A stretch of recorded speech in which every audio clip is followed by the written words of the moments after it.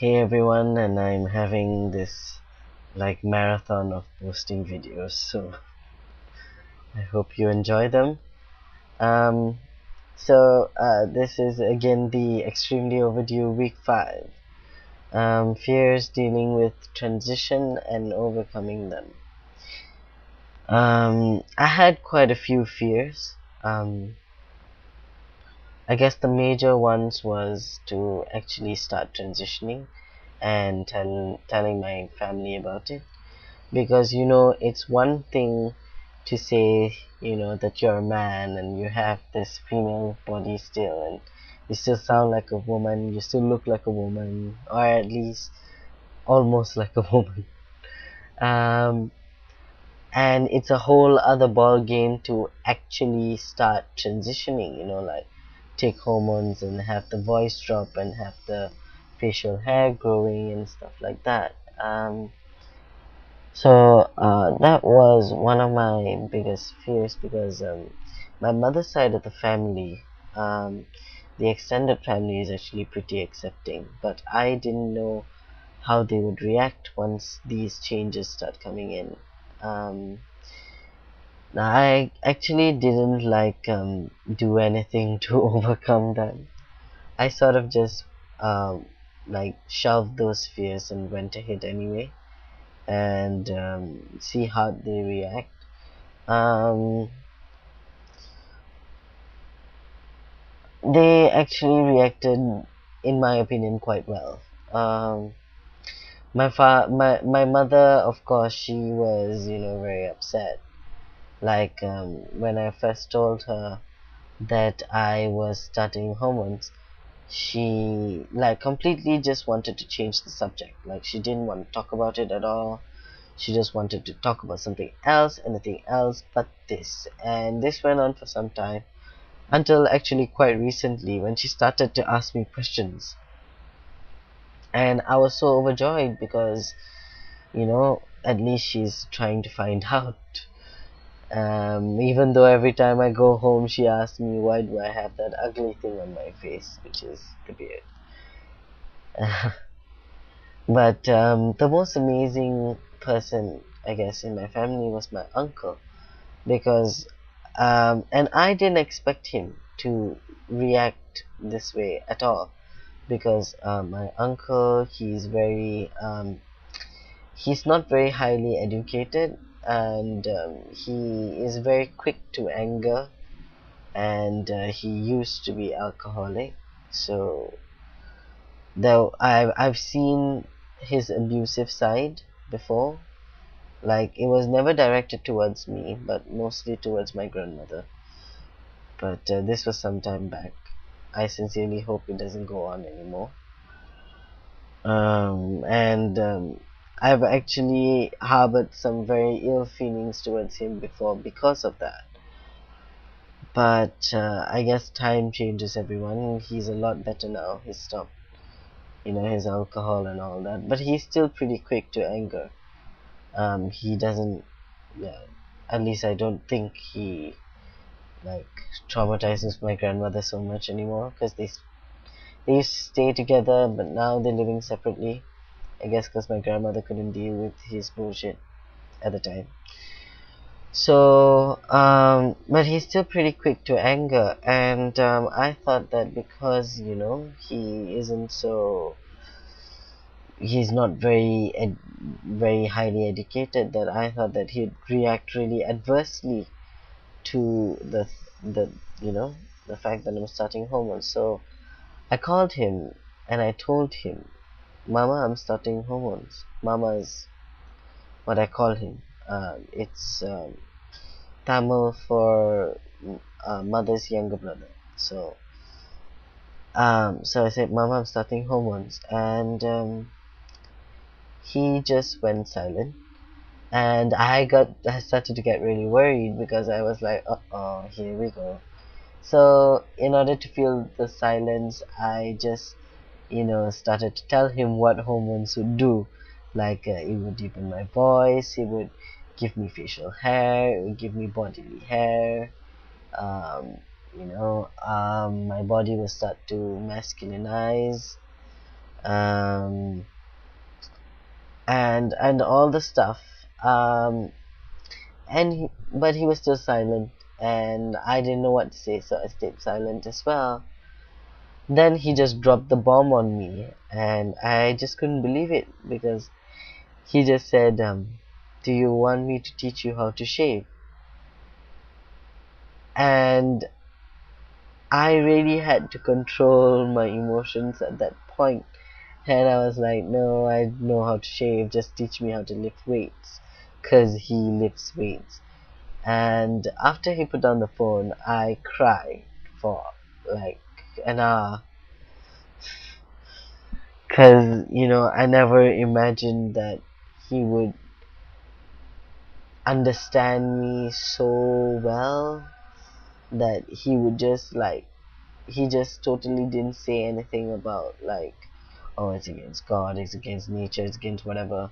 He just asked me if I wanted to learn how to shave, and I felt that he was the father figure that I will probably never have. And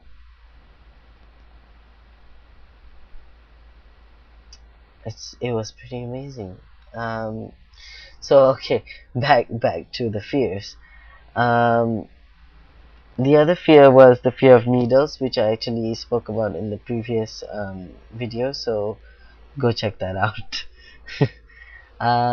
The other fear was actually the fact that it is at least semi-permanent.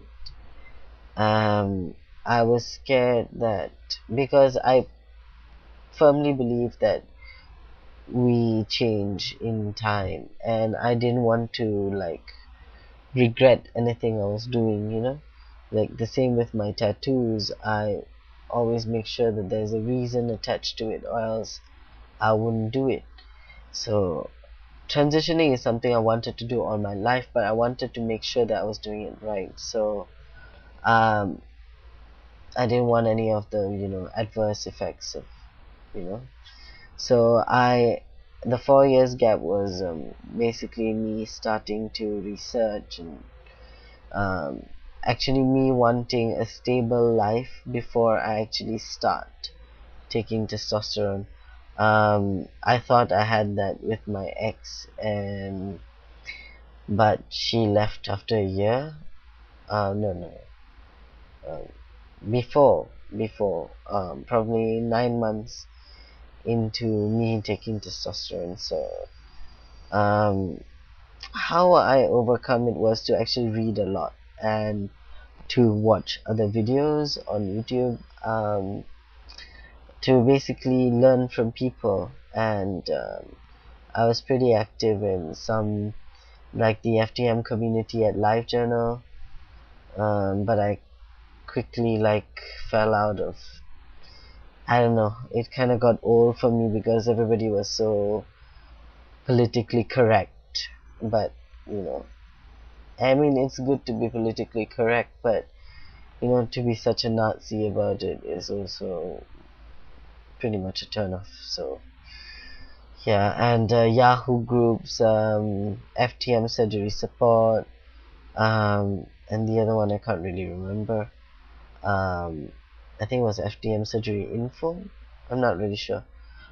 Yeah, so I used to be on a few sites, and just really finding out about the stuff before I actually do it.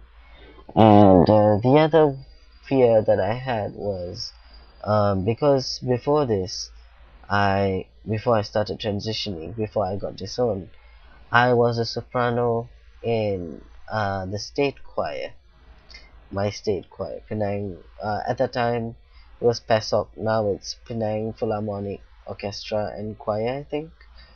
Um, yeah, so I would say that I sang well, so I really didn't want to lose that because I really loved singing, and to not be able to sing would almost be like cutting off my legs or something.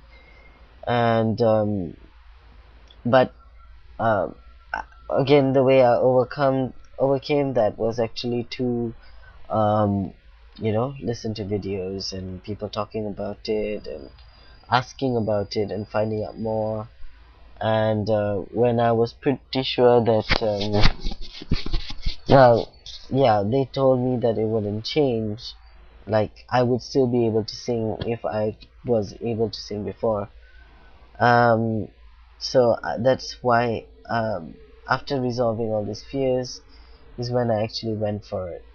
And as for the singing voice, actually, I've gone from like a soprano to probably either a very low tenor or a pretty okay bass. So I have to sing like a few octaves lower than before. Um, in the beginning, it was a bit tough to sing because I like can't reach a lot of notes, even like a few octaves lower. But I've learned to adjust. I've learned to actually work with the voice that I have now, and if I have money in the future, I'll probably go for vocal training. So looking forward to that. So that's all I have for fears. My advice to all those people who are worried about something, one thing or another, especially if it has something to do with the drug itself, I mean, or the surgery or whatever, research and find out as much as you can before you actually do it, because you do not want to do something wrong and you do not want to regret what you've done. So do a lot of soul searching, do a lot of net searching, do a lot of book reading, ask other trans men. I'm sure they'll be more than willing to help. If they're not, well, you can always ask me. Um, Although I wouldn't be of much help when it comes to surgery because I'm still pre-surgery. Um, I'll sort of show you my chest. So, so for now it has to be like shoulder. Any lower, and it'll be a scandal. But yeah. Um, so please do that, and thank you for watching my video. I think I will. Hmm, I'll probably do another video. I'm in the mood, although I should be going. Okay, see you in the next one.